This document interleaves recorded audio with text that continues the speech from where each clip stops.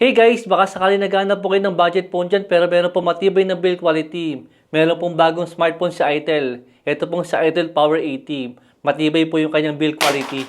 Ito guys, si Power 80, unang bagsak pa lang kinabahan na ako.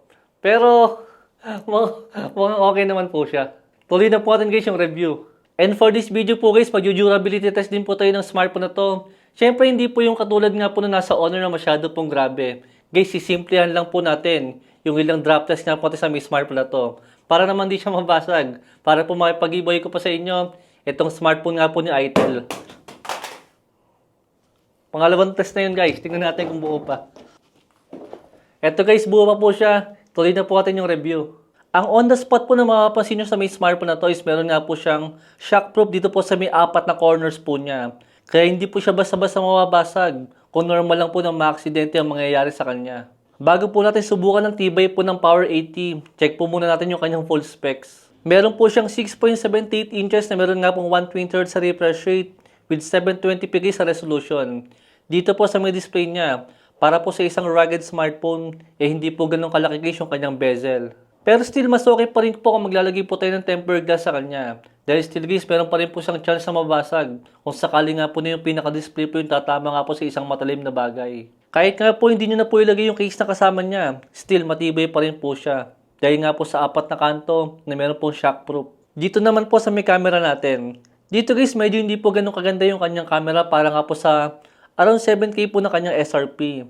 Okay na naman to guys, considering nga po na hindi naman camera yung pinaka-priority nga po ng Itel Power 80. Guys, naiintindihan ko naman kung bakit po nagtataas yung mga presyo nga po ng mga smartphone ngayon.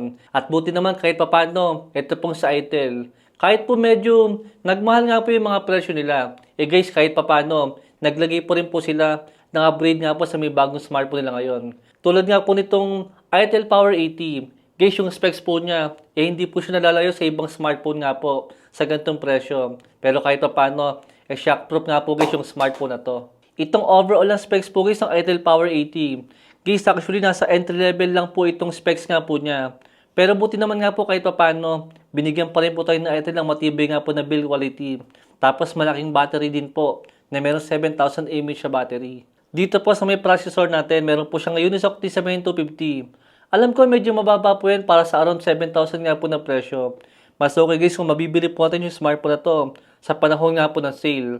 Dahil sigurado po na kulang 7K lang po yung magiging presyo niya or around 6,000 lang. Pero considering nga po guys na meron pong smartphone si Realme na nasa 15,000 po yung SRP. Pero yung specs po ng smartphone na Realme is hindi po nalalayo. Dito po sa may specs po ng Itel Power 80. Pero guys, meron pa rin po lamang to. Dahil hindi nyo po pwedeng gawin yung ginagawa ko po sa smartphone na to, doon nga po kay Realme. Try nyo nga po ibalibag si Realme kung buhay pa rin yan. Hindi lang pala yan guys, isa rin po sa pinakamurang smartphone nga po na merong IP69 na ratings na madalas po sa mga flagship lang po rin nakukuha. Magandang i-consider din po to guys sa mga rider natin dyan dahil nga po malaki yung kanyang battery tapos yung display po niya. Kahit po basa yung kanyang display, natatouch pa rin po siya. Unlike po sa ibang smartphone na pagka po basa, asahan nyo nag-ghost touch siya po yan. Pero dito po kay Itel, matibay na siya pero okay din po yung kanyang display. Dito naman po tayo guys sa may durability test. Itong si Power 80. Tingnan natin guys, susurvive po ito sa ilang test po natin. Guys, ito na po yung sample ng durability test natin. Gagawa lang po tayo ng konting mga senaryo yung kung sakaling mga aksidente lang po kung sakaling mababagsak nyo to. Hindi naman guys yung mga exaggerated. Para naman kahit paano isumurvive po yung smartphone na to. Pero guys, feeling ko susurvive po ito. Dahil itong kanto nga po niya ay talaga napakalaking tulong po niyan. Kung sakali po may kausap kayo, maibagsak nyo po yung smartphone nyo guys. Tingnan natin kung buo pa. Buong buo pa po siya guys. Dahil kung papansinin nyo, kung naririnig nyo po yung bagsak niya. Yung bagsak niya guys, isang tumatama po dun yung pinakakanto nga po niya. Kaya parang may konti po siyang bounce kung sakaling nababagsak nga po yung smartphone natin. Still safe na safe pa rin po siya. Tingnan natin. Yan guys, so buo pa rin po yung smartphone natin. Okay pa rin siya guys. Tapos, for example, pinubusan mo yung smartphone mo. Nabagsak. Siyempre, pag tinignan natin, safe na safe pa rin po siya. Guys, kung sino man po yung mananalo ng smartphone na to, magugulat kayo. Hindi po kayo makakakita na pinagbabagsak ko po yung smartphone na to dahil talagang ang unang tumatama po sa kanya is ito po mga kanto natin. Dito po sa gilid niya, hindi po siya tumatama guys. Dahil nga po, naka-all-book po itong mga kanto natin. Tingnan natin guys. Siyempre, buo pa rin yan. No? Gumagana pa rin siya.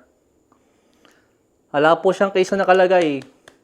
Even dito po sa may likod natin is wala pa rin po siyang crack dahil talagang na-absorb po ng itong kanto niya, yung pinaka-shock nga, yung pinaka-bagsak nga po or yung pinaka-impact nga po ng bagsak niya. Tingnan nyo guys, oh.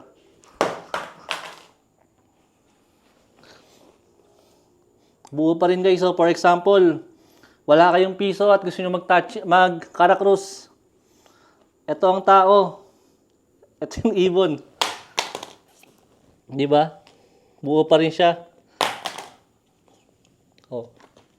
Okay na okay pa rin yung smartphone natin guys. Buong buo pa rin yan. Dahil kung papansin nyo, ang una pong tumatama talaga is ito pong mga kanto. Wala pa rin po siyang basag. Diba? Napakatibay niya. Oh. Kaya ba yan gawin ng smartphone nyo? Hindi nyo kaya, no? Sobrang tibay niya. Siyempre guys, kung sakaling mababagsak nyo to sa mga bato-bato, doon po siya delikado. Pero kung mga simpleng aksidente lang, safe na safe po yung smartphone na to. Itong 7,000 mAh siya battery niya guys, hindi po siya katulad ng mga lumang smartphone na pagka pong malaki yung battery, yasahan nyo, makapal din po yung smartphone natin.